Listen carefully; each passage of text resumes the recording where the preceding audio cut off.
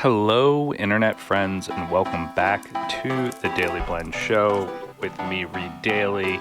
If you are new around here, this is the weekly rundown where I cover things going on in the world across Dailey Blend and special projects I am involved with. If you have never subscribed to the show, I need you to stop what you're doing. Hit that subscribe button on Apple Podcasts, Google Podcasts, Spotify, or YouTube. If you're a social person, go check us out on IG and X. We're also checking out Threads to see if that platform has legs.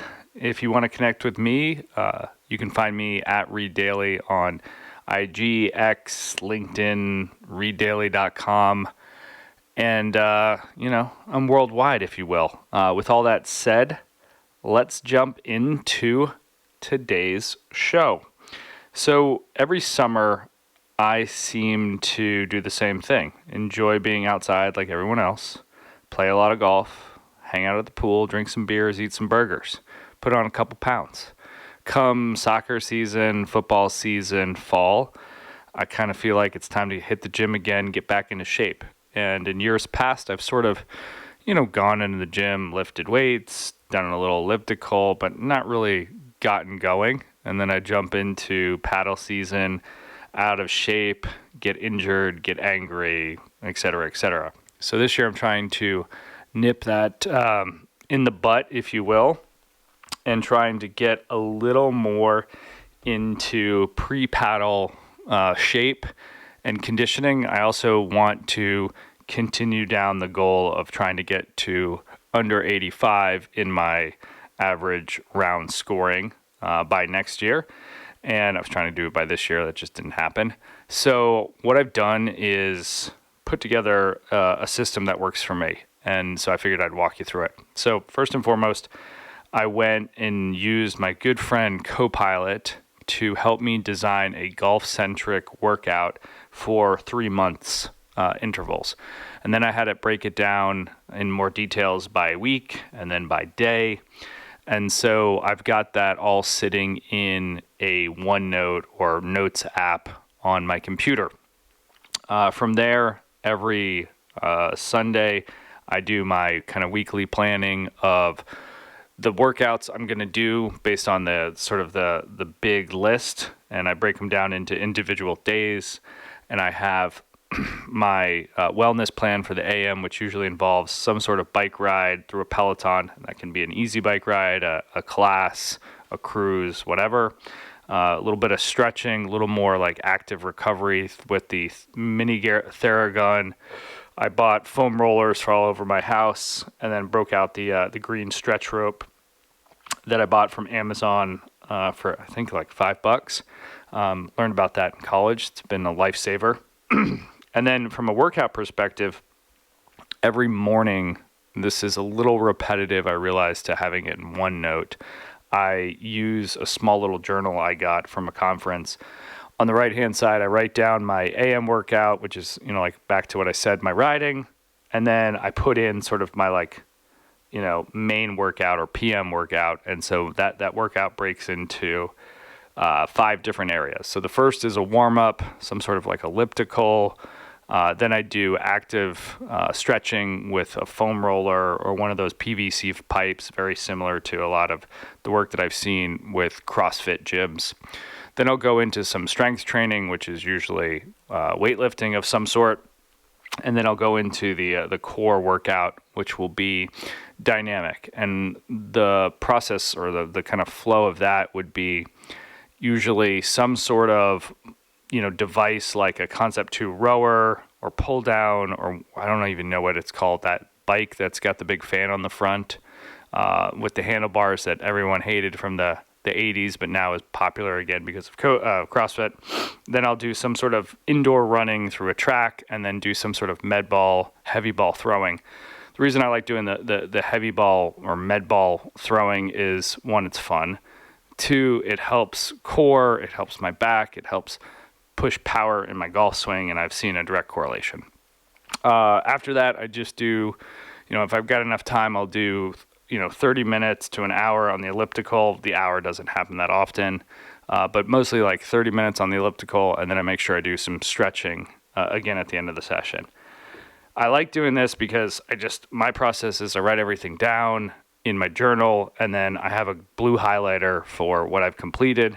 And then on the left-hand side, I've got all the things that I want to eat. I find that if I actually write down my calorie consumption for the day as a plan, I tend to stick with it versus just thinking about it and saying, okay, here's what I want to eat. Here's what I want to stay away from. And I found that in almost 3 weeks, I've completely eliminated Diet Cokes from my diet. I was drinking a couple of those a day, and I had one the other day, and it tasted terrible. So I've pretty much removed Diet Cokes. I will say, in place of a Diet Coke or two, I'm drinking some of these recess drinks. They've got magnesium in them, and I find that they kind of chill me out and kind of, make me happy in terms of just mellowing me out. They also taste pretty darn good. Couple things, obviously I like technology, so that are helping me with workouts that I use. I use MyFitnessPal to enter some of this information into. I use Google Sheets to track not only caloric intake, but activities. And I try to start measuring in a general sense, like happiness level, number of hours of sleep, how rested I feel. I know you can get some of this data from various health apps. I just wanted it in like a Google spreadsheet to track it.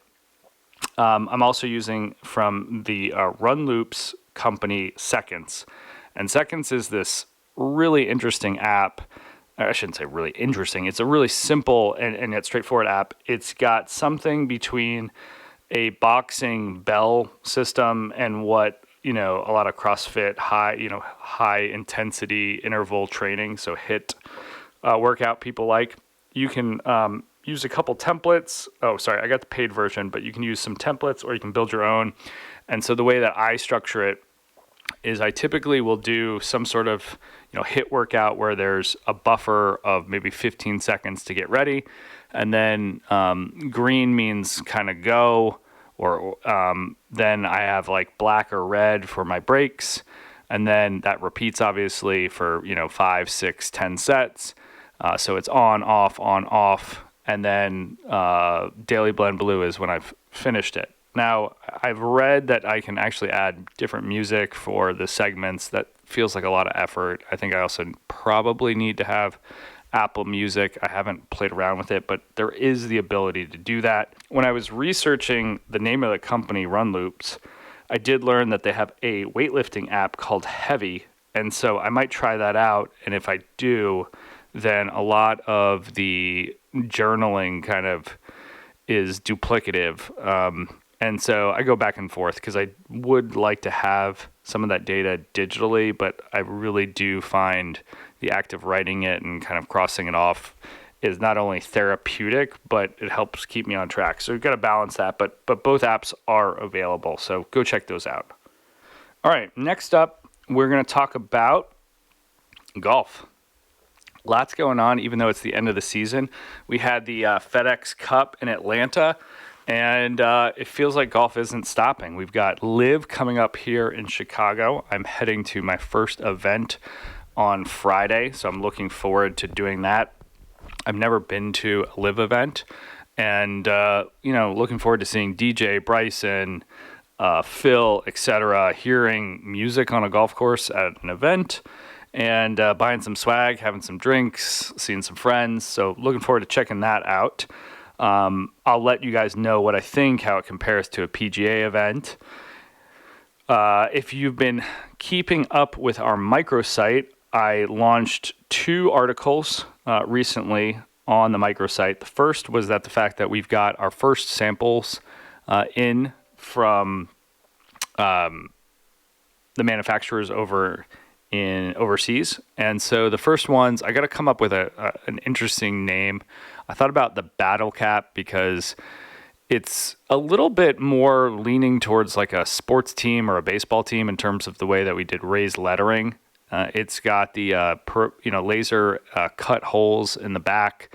It's got the big Sheridan S on the front and then Sheridan on the side. I'm really happy with how the order or the sample came in. What we're going to do is put together some patches on the inside, some branded patches. and working through a couple different designs there. And then we're going to do our first 50 for friends and family and get those out to folks for feedback. The other thing that I kind of worked up this week was, building the tagline. And, I haven't sat down and defined the mission, statement, brand objectives. I've probably loosely done it.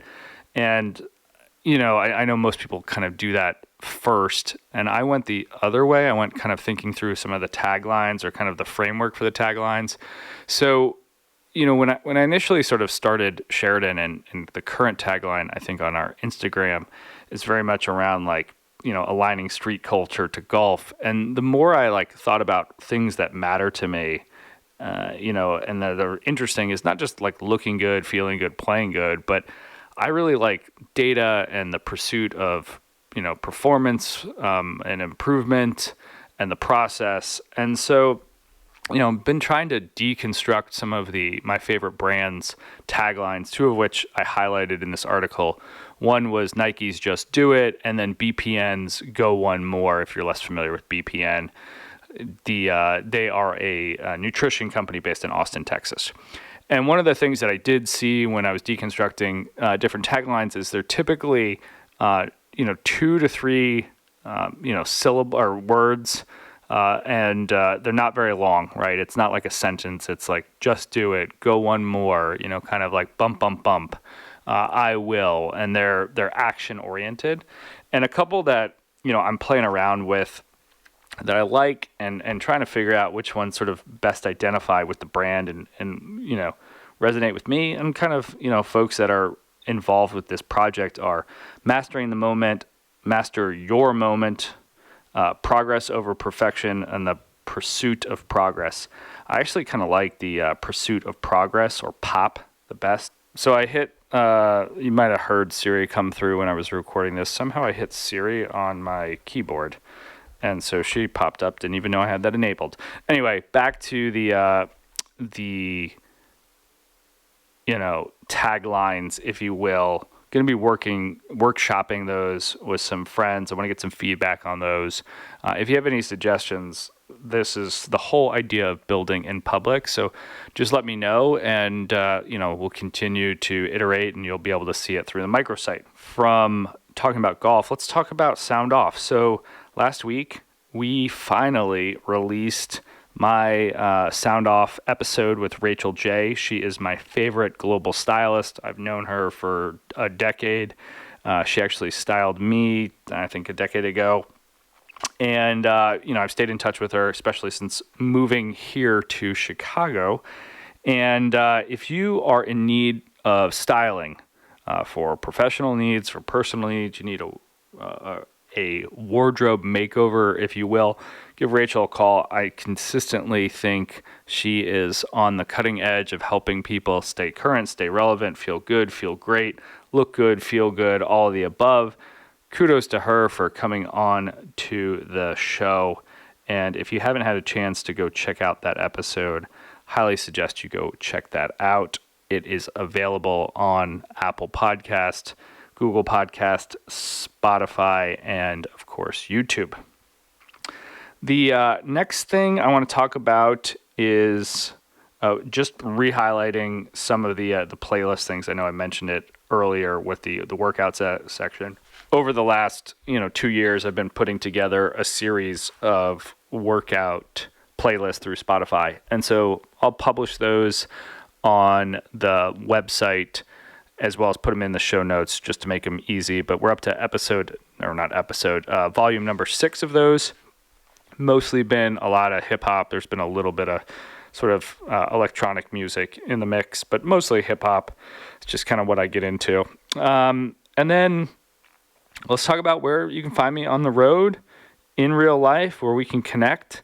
So I have a packed couple of days here, heading to the LIV Golf event on Friday. So if you're going to be at the LIV Golf event, hit me up, DM me, whatever. Then next week in Chicago, I've got the PDA, worst acronym ever, sorry people, but for Board of Directors meeting. Going going to be attending their Prism conference. That's their first annual flagship conference. Then we've got our virtual executive briefing series with Lewis Manning. I'll be hosting that. It's on cannabis and kind of the current state of the market. And then I'm flying over to Boston to attend AGC Partners event, an investment event for the technology industry. So you'll be able to check me out in Boston. Last time I was there, I rode on a water taxi from the seaport to essentially the airport. And I might do it again. I don't know. But always love getting out to Boston, seeing friends, reconnecting with colleagues and kind of contacts. So if you're going to be in the Boston area, let me know. And with all that said, thanks for tuning in to the weekly rundown. We will catch you on the next episode. Don't forget to like, follow, subscribe to the show. You can check me out on X, IG, and LinkedIn. And, enjoy the rest of your week. Catch you on the next episode.